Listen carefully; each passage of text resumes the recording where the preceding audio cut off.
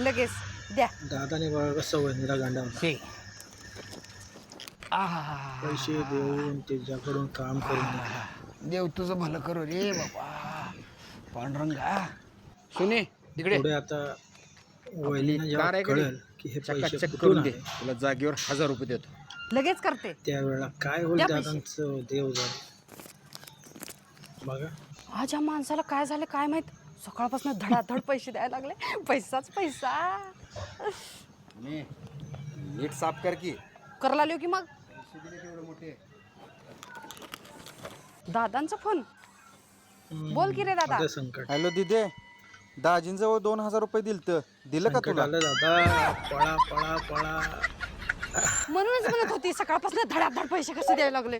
आज घरला या, तुम्हाला जेवण देते का बघा.